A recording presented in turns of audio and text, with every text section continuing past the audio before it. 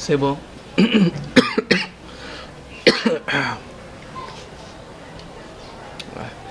Voilà, mesdames et messieurs, merci encore une fois de plus. Nandenge to mesana kokutana biso na bino pour tous s'échanger to beta masolo ya mboka na biso masolo surtout ya politique na à travers votre magazine plus 243 sur www.voiceofcongo.net. Vraiment, j'ai le réel plaisir ya komona comment vous a branché pour boyer landa votre magazine plus 243. Je suis avec le président national du mouvement syndicat oh lelo tokomeka ko sala analyse politique pe ko yokaye ba point de vue na ye na ba question oyo tokobetane lelo. Première question ça l'accord politique, il y a dialogue, il y a cité de l'OIA oyo bolandaki comment SADC a soutenir dialogue aux ça la cité de l'OIA pour soutenir Edem Kojo ndenge a faciliter dialogue wana accord politique to komina point il y a accord politique oyo l'opposition ba pesi bango primature l'opposition pe na kati ya l'opposition il y a vraiment ba crise est créée mais comment na kati ya l'opposition bazo wele la poste un ministre to beta masolo yango na James Nzinga oza président ya syndicat et puis tout ça la vraiment analyse pour na ba mito ba congolais to comme kolobani le 19 après le 19 de décembre tout ce côté na vide juridique tout ça c'est les besoins de comparaison vide juridique ça la mandenge nini vacances et zanini voilà ba question tout ça et puis tout solo la paix tout moni ba mouvement c'est ça la mais créé mais bazo ba non na ba jeune ça l'attention na ba politicien ba jeune ba laisser manipuler par ba politicien. Voilà quelques questions to beta to mega un peu to kota na muzindo na ba question mususu ki na kati kuna mais avant to banda président Zinga bonjour. Bonjour Ousmane. Oui lelo bazolanda de partout ba congolais maintenant to beta na masolo accord politique tout monde dialogue banda qui déjà na cité de l'OIA bah comme une conclusion sur quoi il fallait pas poser la signature au moment où nous tourner nos émissions le les 17 il fallait pas poser la signature il y a accord politique mais na kati accord wana ba vie to bani les ba point de vue il y a opposition ou na kati dialogue wana et comment poser problème et comment créer une crise tout moni ndeko mon entiemi il peut vous nazo senga ki no ya senga bino cet accord surtout ko ba pesa ba primature faut ça na et kende na ouest pour laisser ya pays président Zawana l'ouest faut pas pesa na donc l'ouest faut pas pesa ngo ba pesa première primature na l'ouest sinon te ya zo côté les mela que non kaka batu ya est ndé bazo ba occuper ba o fonction dans mboka na biso il faut vraiment partage et ça équilibré. Alors on a évité comment yo d'abord moni accord politique va être signé puis revendication et à Bundu Diamaya là où besoin senga que non faut vraiment la primature revenir na partie ouest de la République. Merci Ousmane na question na yo mais na lingina loba bambala mingi to sala ka émission na pesaka seulement ba analyse mais ya mokola lelo ezaka ka ko sala analyse te ko pesa be solution nde na lingi ko sala na ko sala kaka analyse te mais na lingi penza na communiquer na population congolaise vu les enjeux de l'heure parce que to komi na ngonga oyo soki to canaliser ba énergie à peuple te peuple akozala na perdition akoyeba te loko nini esengeli asala parce que moto na moto siko ya komi komeka ko benda dra na côté na ye po mizipa petika peuple bolumbu. Concernant ba accord il y a dialogue oyo ya cité de l'OIA. Dialogue wana d'abord ya cité de l'OIA mobimba na yango il fallait pas esala. Donc ba accord oyo ezobima na dialogue wana ndenge na lobaki na émission musuto salaki eza ba accord et concerné peuple congolais te. Mandat moko eza en cours eza mandat ya président Kabila oyo fait si le 19 décembre de cette année. Na kati ya mandat wana président Kabila a na droit ya ko gérer pouvoir na ye ndenge lingi. Soki amoni ke ya lingi akabola pouvoir na ye na une frange ya opposition au bazalaki pro dialogue oyo pour faire profiter bango na pouvoir na ye pour bakabola ba responsabilité ya bilan négatif ya gestion na bango à pays pendant tout le temps qu'il est resté au mandat et sa liberté na ye ba oyo pe balingi ba participer na kati ya partage wana ya bilan négatif et sa droit na bango pe liberté na bango ya ko participer na partage ya bilan négatif. Il y a monsieur Joseph Kabila pendant les 5 dernières années, il y a mandat nae oyo auti kosala. Alors, ce qui l'honorable Mwanda Semi, pour qui j'ai du respect parce que aza ancien président, il y a parti oyo ngai nazalaka membre na yango, ce qui amoni que y a na kati ya logique wana et qu'il faut bakabola équitablement le pouvoir et que mbala oyo il faut Mukongo azala premier ministre. Na kati ya logique na bango wana eza mabete mais esengeli ayebake partage wana eza na validité kaka pendant le temps ya mandat ya président Kabila. Donc le 19 décembre ezala premier ministre ya kobima na bakor ya dialogue ya cité de l'OIA ezala kozala Mukongo, Muluba, Muswahili, Mungala, n'importe quelle nationalité. Motowana yebake mandat naye ekosila le même jour et à la même heure na mandat ya monsieur Joseph Kabila. Alors nazoko yoka bato ya Bundu ya Mayala mususu na ba réseaux sociaux bazoko avancer que le président a parti na bango lobby soki ba kopesa poste wana ya primature na parti na bangote bango bakobimisa mobulu bakobimisa ba chéri 12 chéri be bakobimisa po batake bakobimisa mobulu bakosala guerre pour na indépendance ya Congo central.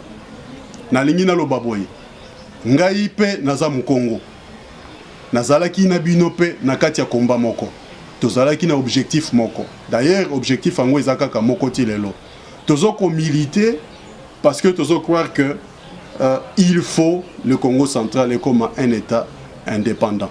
Mais en passant, il y a quand même des procédures. Ezalité, motosoko lingo matananzete, outi na semba moko, au sauté au komi likolo nzete. Ba mataka liboso na trop si mobando ke na ba branche. Et loko nyonso ezaka na ba étape, il faut qu'on respecte. Ce qui to ko respecter ba étape té pour nous aboutir na indépendance à Congo central. Ce qui bokei na désordre, ngana bengi yango désordre, pour faire descendre ba chéribin, ba tuba kufa et puis bo déclarer indépendance moko. Est-ce que ma chérie les en réalité non ngana kokota na ba argument métaphysique té na yebi que toza na kati ya domaine politique, il faut que pesa ba argument politique voilà. Et scientifique.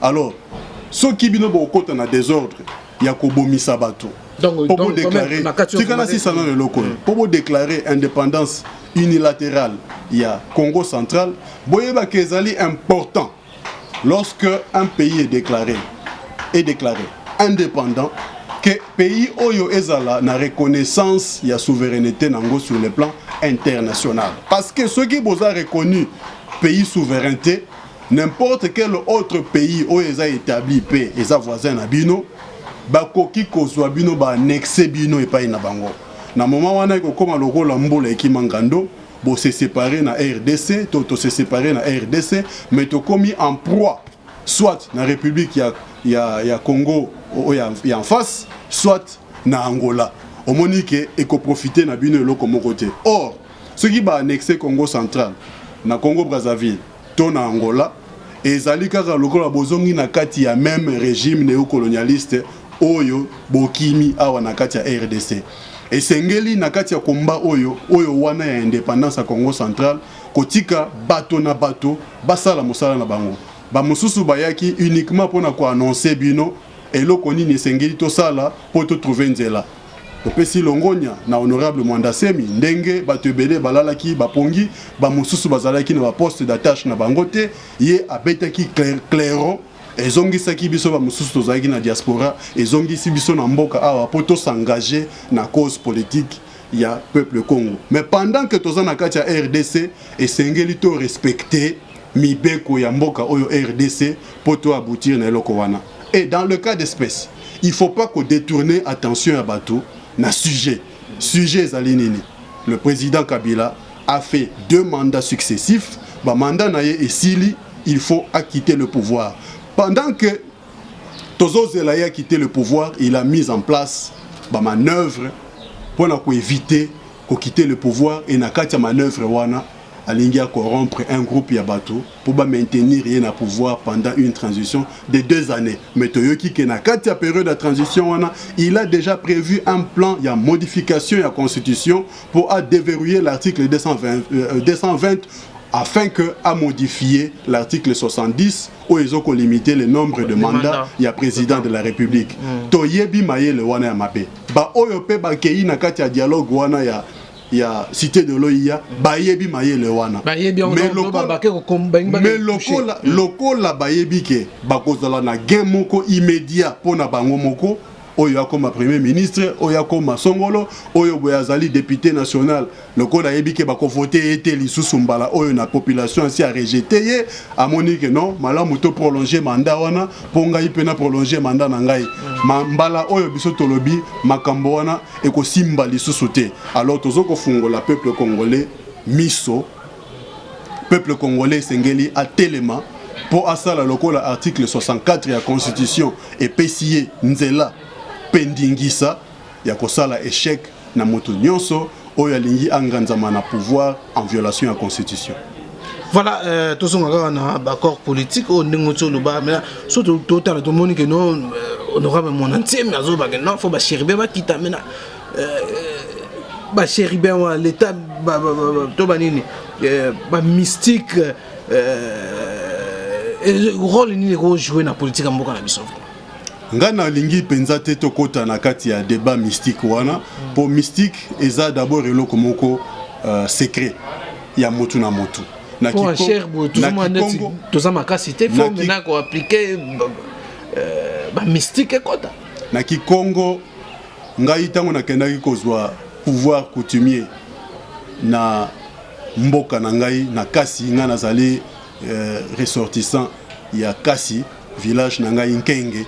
Tango bakendaki ko introniser ngai na tombe ya ba ancêtre na ngai avant nazwa deuxième intronisation oyo nazwa ki epa ya les grands maîtres ya Bondu ya Congo bayebisaki ngai eloko moko na ko réciter yango na Kikongo mampinda mamuntu kama vai kuswangako enyikola kisa ba secret ya ba force ya motu babimisaka ngo polele boyete babimisaka ngo na mpoisate. Alors, ce qui est allé, likambo mystique, c'est un secret ya mutu na mutu. Mutu nyonso aza na mystique na ye.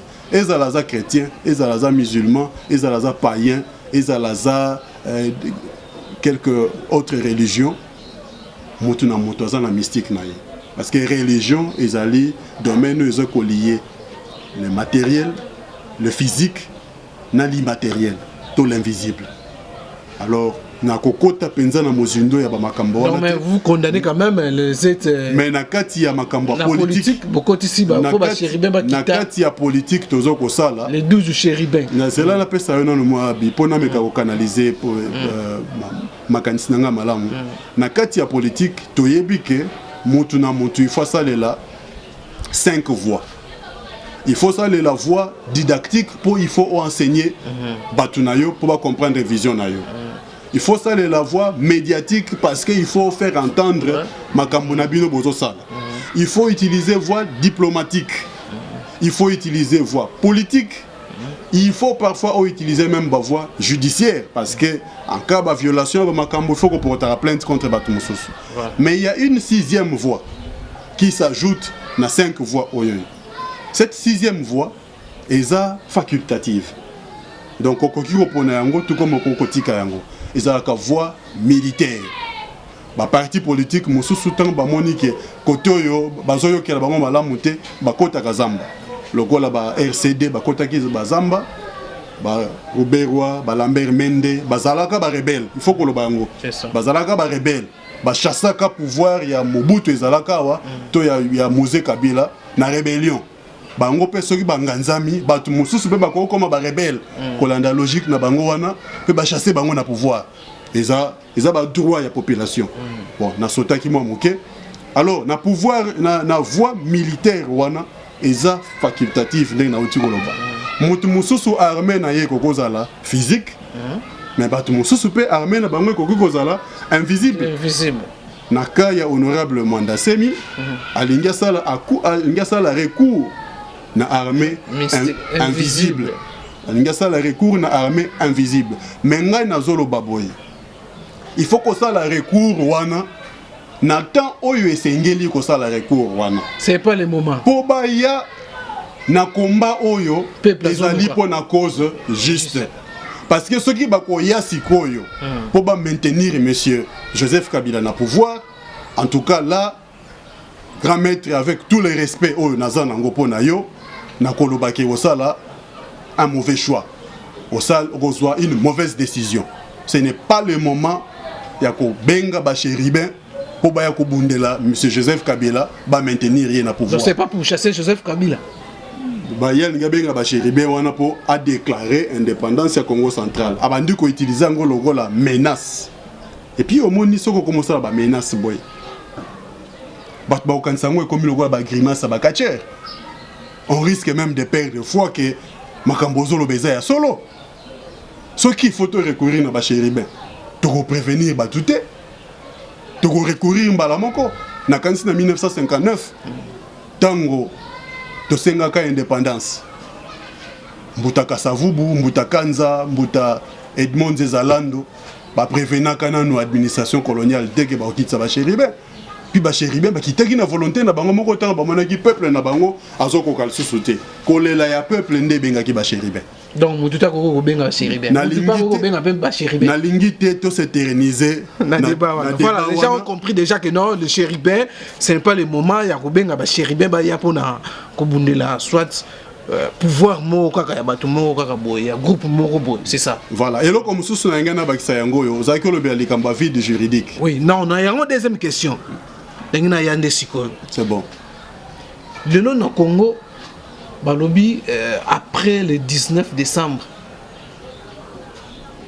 de continent, certaines opinions, de continent, na phase, de continent, na étape, il y a vide juridique, et les autres, babi non, tous en vacances au sommet de l'État. Maintenant, de éviter après les 19 élections, la Constitution n'a rien prévu pour la question. Vide juridique ou vacances au sommet de l'État. Nalingi nameka kosunga ba jeune surtout o bazota la biso po ba kuluto ba ya liboso bango bazana mauvaise définition ya politique pona ba kuluto ba ya liboso politique la kisi kokosa kosa peuple po ba fungolela yo nzela bongo yo lekana na yo nzoka nde il faut ko pesa peuple makoki ya koyeba po peuple nde kolomboka ce qui peuple ayebi nde politique ya solo et kosalama bazo kosa peuple que ce qui na fin ya mbula oyo le 19 décembre monsieur Kabila Longo na pouvoir to continue na vide juridique ezali lokuta vide juridique et la qui cité ce qui président de la République azalité na mboka vide juridique et la qui si boyé vide juridique et la qui si situation oyo makomi ba loi ezali ekomamité pona koloba nini esengeli esalama ce qui te commis la situation songolo lokola naka oyo mboka elobité constitution mboka elobité ce qui mandat ya président Kabila esili et que ba élection et salamité et que dans l'entretemps président ya Sénat oyo il fallait sala intérim azana légitimité à pouvoir té ba institution mon côté ya mboka azana légitimité à pouvoir nini photo sala constitution lobby en côté situation wana ya absence ya loi oyo ezoko permettre bino boyeba bosala nini po bobuka mibe côté absence wana nde babengaka vide juridique ezali vacances na sommet à l'état té ce qui président de la République a démissionné na fin en mbula oyo parce que to sali ba élection té a créé vide juridique té mais a créé des vacances na sommet de l'état. Or vacances na sommet de l'état ezali en violation à constitution té parce que constitution yango moko ici est prévoir et lobby na article 75 en cas de vacances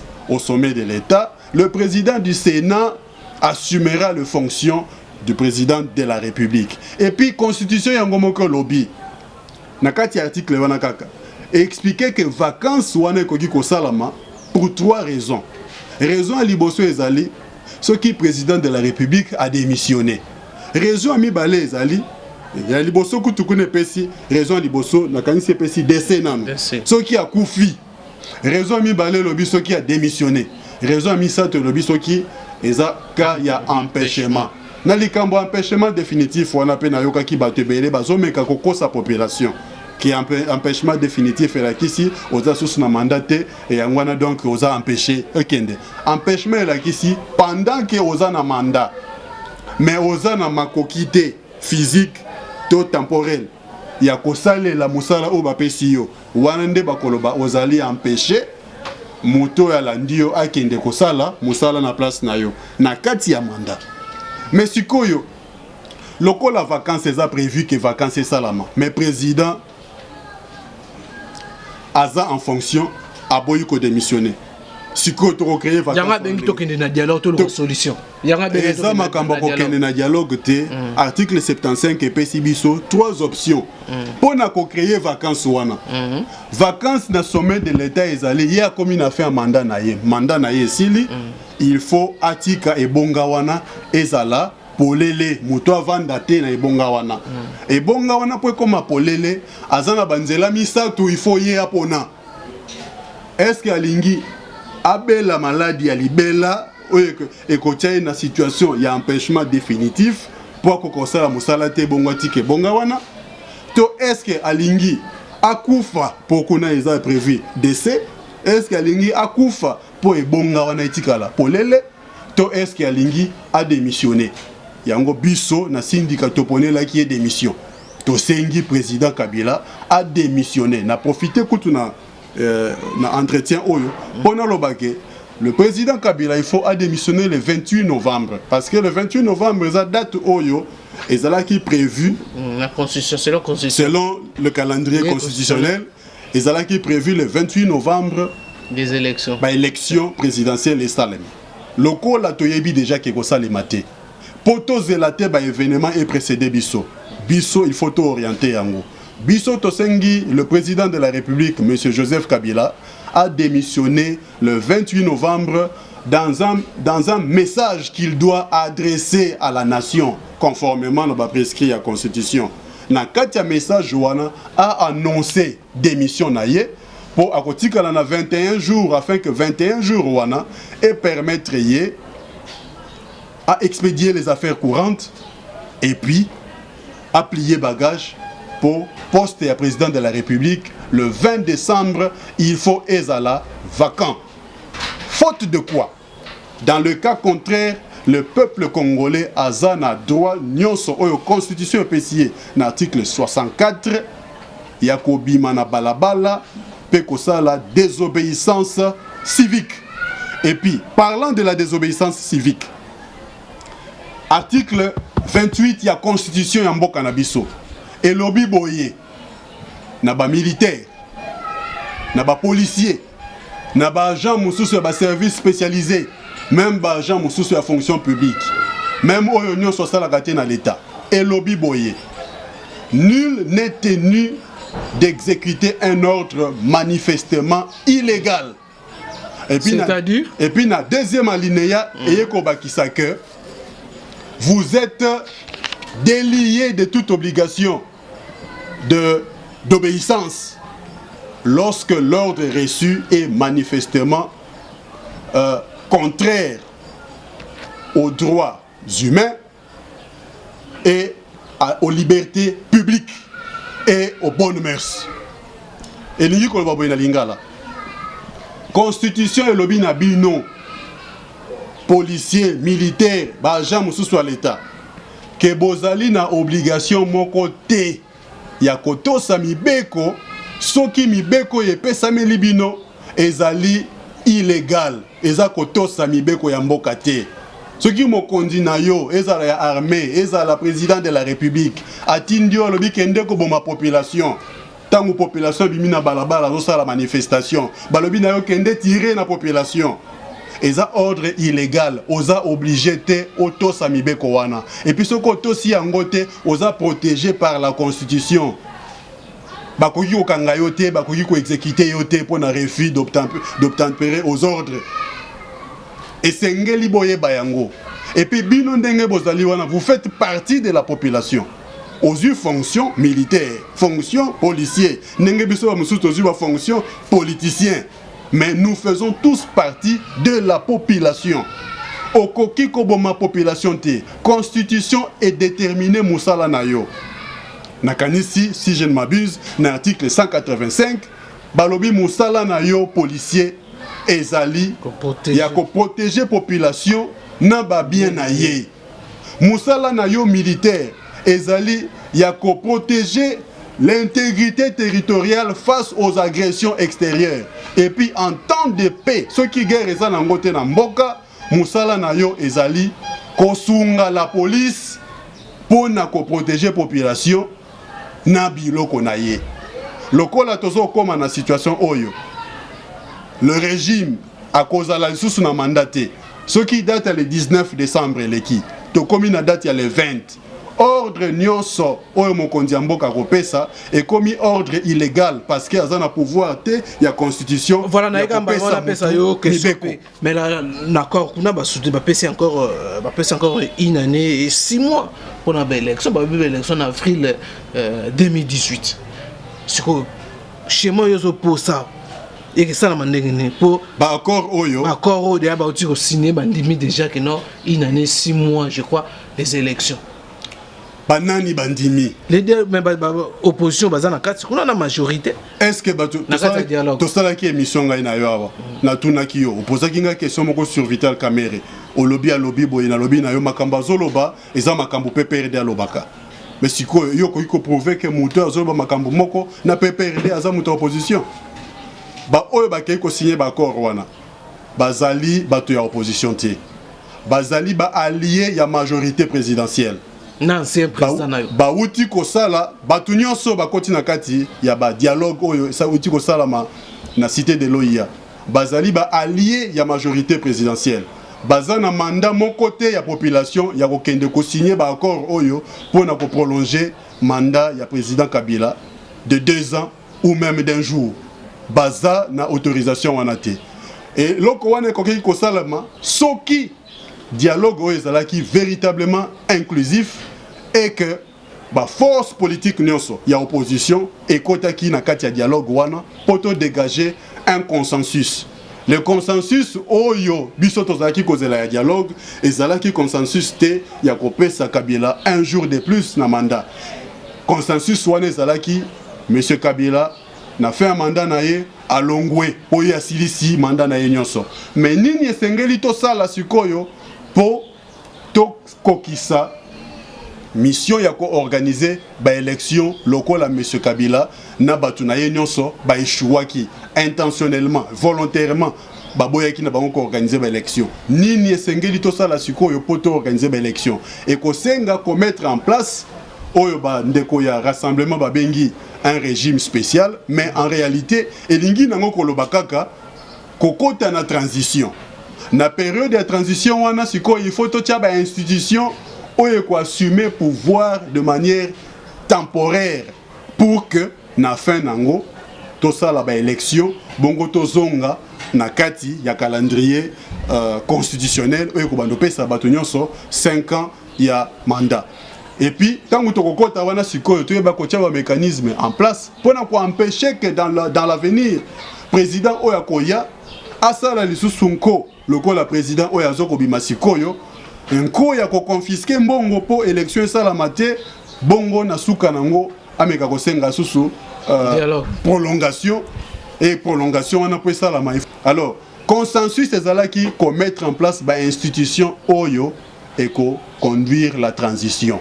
Mais l'institution, il ne fallait pas inclure le président sortant, M. Joseph Kabila. Il fallait le président sortant à commander une constitution et puis si Ndingisa à comme seulement sénateur à vie. Parce que la constitution de l'objet a comme sénateur à vie.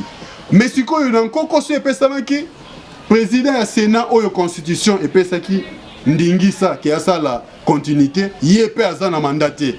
Yango biso na syndicat te proposa ki plan na biso tolobaki ndenge tokoke na dialogue esengeli kobanda na dissolution ya l'Assemblée provinciale nyonso tout. Pour ceux qui te dissoudre l'Assemblée provinciale et créer vacances dans l'Assemblée provinciale, na kati ya dialogue, ba délégué nyonso ba koya wana na dialogue, ba banda sikoyo ko opter ba nani ba kokoma ba députés provinciaux ya transition. Pour que ceux qui ba députés provinciaux ya transition ba une légitimité à pouvoir consensuel, bangonde sikoyo ba voter ba sénateur, ba gouverneur na ba institution mosusu oyo sikoyo na kati ya Sénat ba sénateur ba ko voter président na bango ya Sénat oyo bango nyonso sikoyo par consensus ba commune légitimité à pouvoir pour que toko wa ko gérer période de transition oyo bandeko bazo benga régime spécial. Donc schéma biso to pesaki yango wana malheureusement malheureusement le régime actuel a sali tout pour saboter schéma wana et le ko la temps ici moi ko kota na schéma wana ezali sous-souté pour na ko kota na schéma wana sikoyo ezo senga le peuple congolais bino nyonso à l'unisson mboka o ezande ya bino il faut boter les mains pour boloba non à la dictature de monsieur Joseph Kabila et sa bande bango nyonso li banda nazoko yoka parmi la population bato mususu bazoko loba bino ba politicien boloba kaka boy soko za na pouvoir te ozo loba metango konga wana yo po ça la même chose et puis bolobi bolembi boko soutenir lisusu ba initiative ya ba opposante mais ngana ngina ibisa yo na oyo azana majorité na oyo azana opposition ba kesenité na yo biso nyonso toza population peuple mboka oyo eza ya ba opposante mboka oyo eza pe ya majorité présidentielle te mboka eza ya bino peuple soki yo moko peuple oboyi kotelema oponi olala na lingala na yoka balobaka olali balali yo soki yo lingola la pongi régime oyo ekolala yo ba droit na yo nyonso kozala violer peuple lamuka bozwa le devant biso ba politicien de totelema kasima na bino biso to kolanda bino soki bino boza ko lamuka mais soki boza na attitude bana mike ya kolobake a bino ba politicien bokende c'est-à-dire yo zotinda politicien azwa minduki akende obunda kuna mais soko minduki pe fo basimba ngona batuti mais bino moko bozobo ya okende yo kole loko lingo kende te mozotinda mutu mususu akende peuple yo mutu aliboso telema biso wa politicien to ko accompagner bino. Voilà, merci par là que nous mettons fin dans notre entretien avec président national Yassine Dika James Nzinga. Voilà, en tout cas président merci dans l'entretien de ça qui a invité ce qui vraiment épuisé tout. Merci makambo ebele tozayo koyoka na TV na ba journaux na ba radio ezali kopesa kanda mais sengela kina bimisa ezali kina motema na ngai na lobby na kanisi peuple congolais ayoki. OK, voilà, merci à Christian Chibambalo qui est derrière la caméra, merci à Eric Nko na montage kuna et merci à Moïse Chombe, Maman Armanine de Switzerland, Roger Dialunama de London City. Merci vraiment de nous avoir suivis et restez toujours fidèles sur www.voiceofcongo.net et abonnez-vous surtout à la chaîne de Voice of Congo pour savoir vidéo, l'actualité. Vraiment, c'est nous qui devons détenir l'actualité en République démocratique du Congo. Bye bye, on se retrouve prochainement à un autre nouveau numéro. Merci Ousmane. Ok, c'est bon.